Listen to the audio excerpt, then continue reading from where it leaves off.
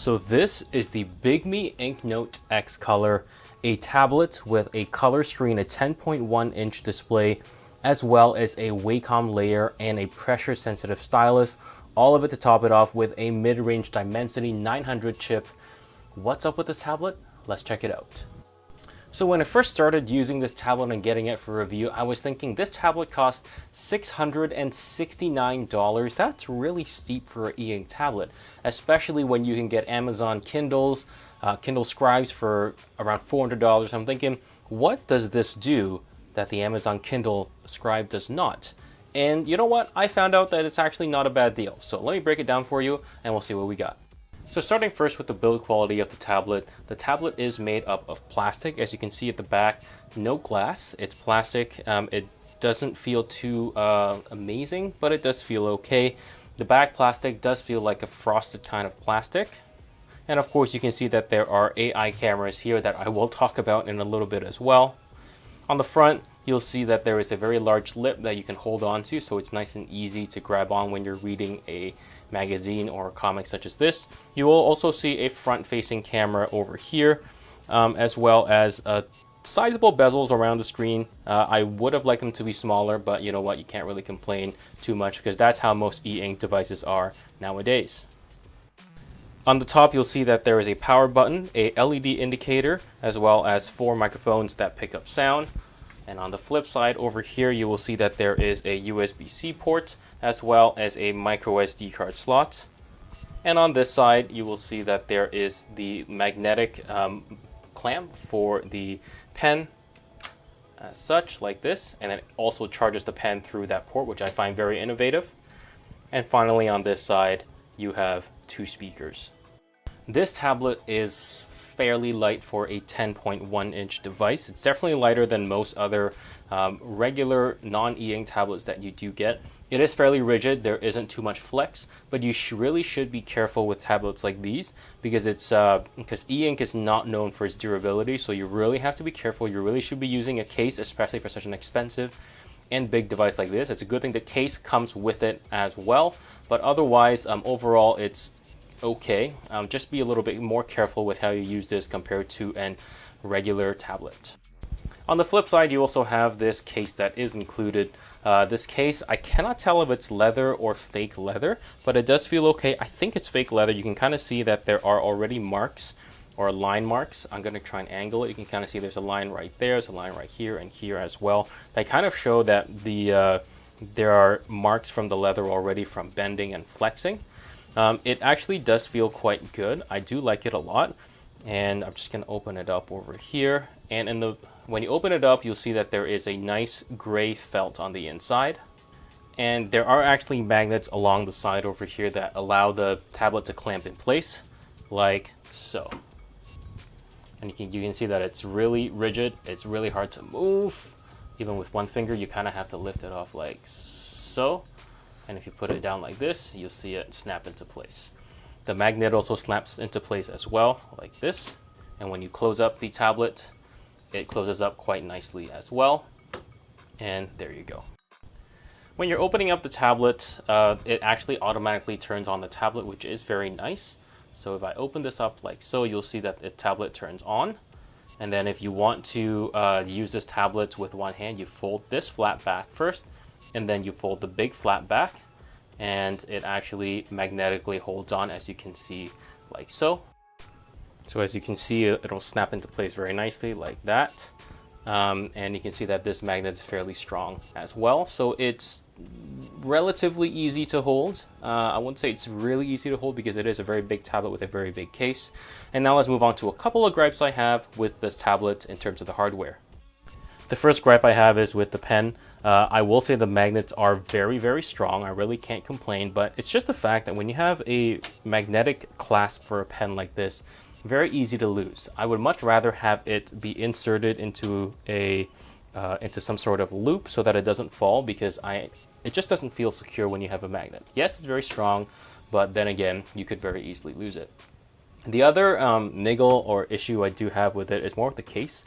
Most cases come with some sort of ridge or little divot that you can put your finger in and open it up, but this one does not. So you kind of have to use your fingernails and kind of pry it open in order for it to open. But those are the niggles that I have with this, other than the fragility of e-ink displays in general. With a large 10.1-inch screen, this tablet is perfect, in my opinion, actually for magazines. I think it's very, very good and very nice to read. So let's open up this magazine. This one right here is Popular Mechanics? I don't remember. Nope, How It Works. So as you can see, it looks very, very good. The size is very, very nice. It's very easy to read. For example, you can see the words here. I can read them just fine, and I have really, really bad eyes. So in my opinion, this tablet is actually absolutely perfect for magazines. There is a downside. You will notice that the colors are somewhat washed out. Then again, this is a function of the e-ink technology, and that is something that you will have to be aware of when you buy it. The other thing to notice as well is you can see that there's a little bit of ghosting right here. You can see that there are some letters of ghosting on the top side, and there's some letters over here that don't belong. And so you do have to refresh the screen once in a while by swiping up on the right side like so, and you can see all the ghosting disappears and it redraws everything as it should be. Otherwise, overall, it's very good for reading, and I really, really do enjoy it.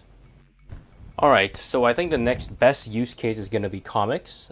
This one is a color comic, so you can see that the colors are washed out, unfortunately.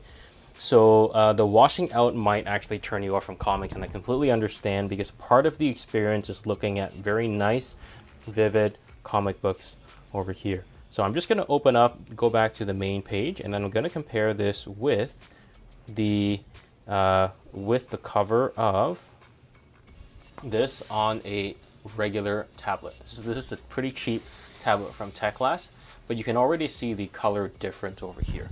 So let's look first at the A. Look at the color red on the A. That almost looks like a matte, really faded out red compared to what the red is supposed to look like. Compare the Marvel logo as well. You can see that the reds are really washed out. And you just compare the blues on Captain America's pants. You can see that the blues here almost kind of look like a faded aqua / purple. And then the same thing as well with the whatever the explosion or the light beams that are coming from between his legs. Here it almost looks kind of white, whereas you can see that here it's much more yellow.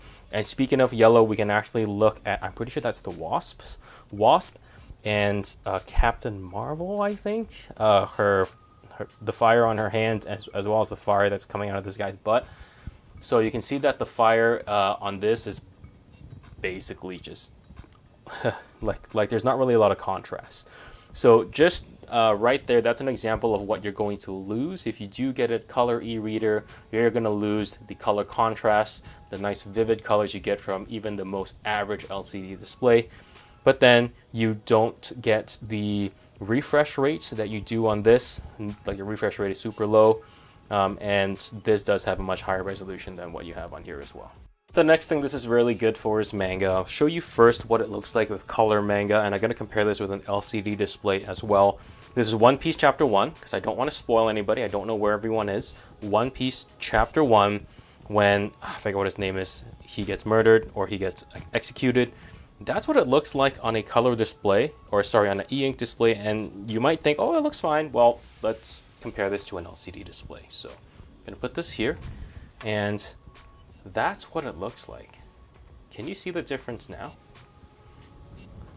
The blacks on the guy's hair, the whites in his teeth, the reds on his, oops, I hate the pop-ups, the reds on his jacket, the colors on these people's heads over here, the blue in the sky, it's just something that you can't get on an e-ink display, unfortunately.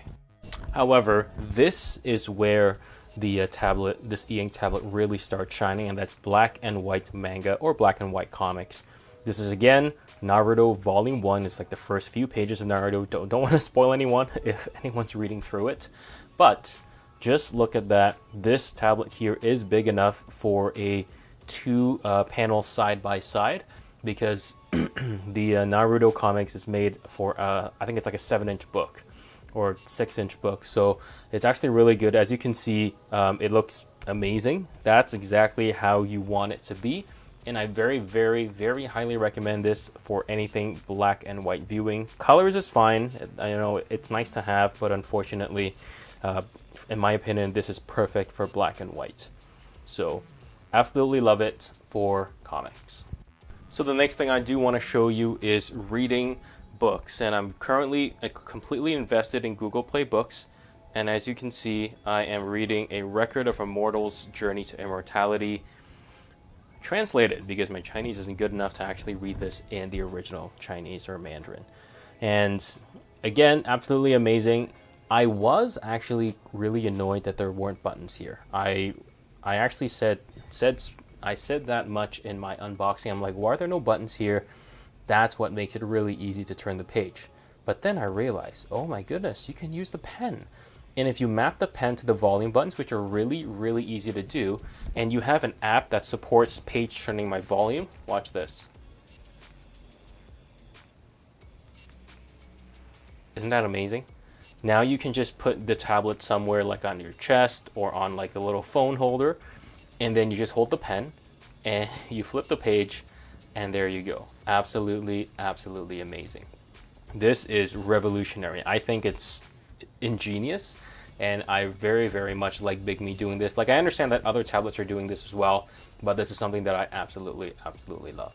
The last thing I'll show you here is some YouTube, and I am quite surprised actually by the YouTube capabilities of this device, and I am actually very impressed. So I'm just going to open up something, and actually I'll talk about that later, but let's open up something over here. I'm going to make sure the volume's turned off because I don't want to be copyright striked, but let's skip that. And you can see that the device, it's, oh, that's horrible. 15 frames a second.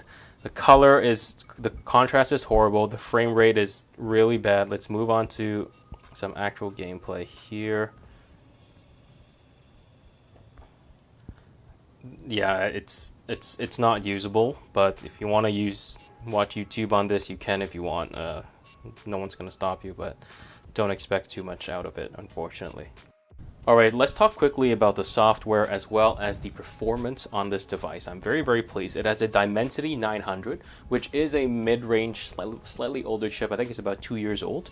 So it's not going to be the fastest thing that you're going to get. However, I haven't seen a faster SoC in an e-ink device. So this thing will never, I don't think it'll ever slow down on you because the screen's going to slow you down faster. Say, for example, I open Libby. Very fast, it immediately opens. If I open, let's say, the Bible, again, super fast. If I open Google Play Books, incredibly fast. It also has 6 gigabytes of RAM, so you're not going to be held back in that way. Open up YouTube, bang, everything just opens up incredibly fast. WPS Office, there we go. So very, very pleased with the speed of this device. You're never going to complain that it's slowing down. It will last you a long time as well, because the Dimensity 900 is a decent device here. Now, in terms of software, this does have Android 13. So as you can see, it does have Android 13, 6 gigabytes of RAM, as well as 128 gigabytes of storage. Now, it also has a screen resolution of about a 1860 by 2480, which is very, very high. So I very much like that. And you are essentially never going to run out of RAM specifically. And the space, 128 gigs, you can put an SD card slot up there if you want. But I personally won't, because 128 is more than enough for me, and has a very nice screen resolution, as you've been looking at for a while. In terms of the software, I went through a bunch of software stuff on the Bigme B751C, and you get the normal stuff, you know. Here it is a cut down version of the settings menu, so you don't get all the settings you want. For example, I'm not able to enable developer mode. And there are a couple of things that do annoy me. For example, some of the permissions that they ask for are they shouldn't really be asking for. However, really, I want to give big props once again to Bigme, because they have been very, very prompt in their software updates and fixing things. And in fact, I was about to email them that I was having some issues with the orientation, I believe, and they fixed it before I could even ask, and everything was good. So very, very pleased with. So I'm going to play for you Crab Rave on the speakers, and it's at maximum volume right now.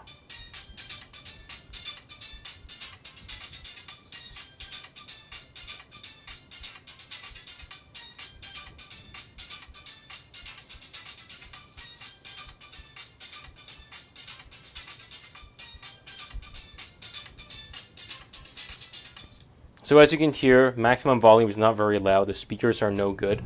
There is no bass at all. The mids are virtually non-existent. You basically get some really tinny speakers over here. Unfortunately, not very good. However, it is good enough for audiobooks. So here's what it sounds like for reading aloud. Much better to use a Bluetooth speaker, but this will work okay.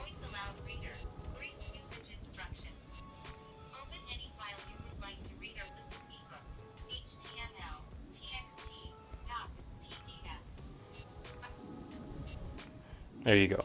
Now, speaking quickly about the battery life, I'm actually, I have mixed feelings about the battery life. It's actually better than the Bigme B751C because the battery life here is actually decent if you're just doing Google Play books or you're just reading, let's say, for example, I'm reading just some text-based web pages like this one over here. I could get 2 weeks out of this, right? If I use it for about half an hour a day. Standby battery drain actually has been fixed on this as well, so I could use this for 2 weeks, half an hour every day, and I could get all the way to 13 14 days, and it will work pretty well. Now you use something like Libby, for example, which is a much heavier app. You're looking at graphics, especially magazines, or you're reading manga or comics. Your battery life in this will drop to like maybe 3 days. So it's really dependent on what you're doing. This thing eats battery like crazy if you're doing certain things, and it sips battery like very well if you're doing things that are not very intensive. So mixed feelings about the battery life here.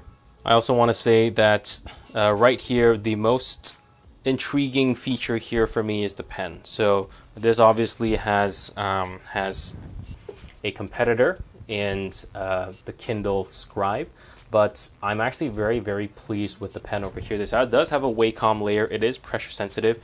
It's still it's not as precise as what I would like to see, for example, on my Surface Pro, but it's actually pretty good. So I am actually quite pleased with it. As you can see, if I do it lightly like this, it's actually fine. You can press it and it gets a little bit heavier as well. So I'm quite pleased with it.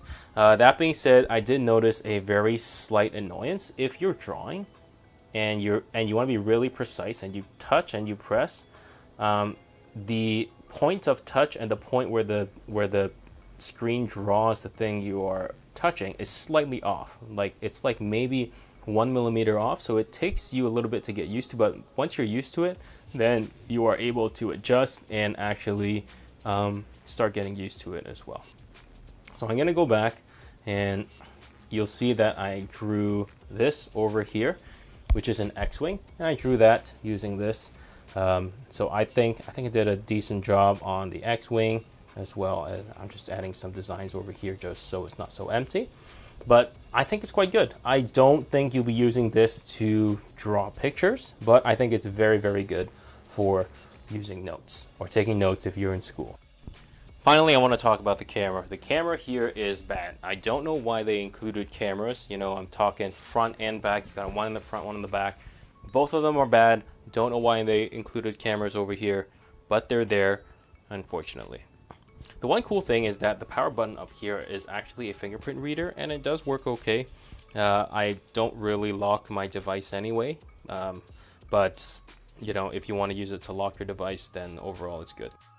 So these are my final thoughts on the device. This thing is $670 on the Bigme website. With this, you get the tablet, you also get the free case, which is over here, and you also get the pen included as well.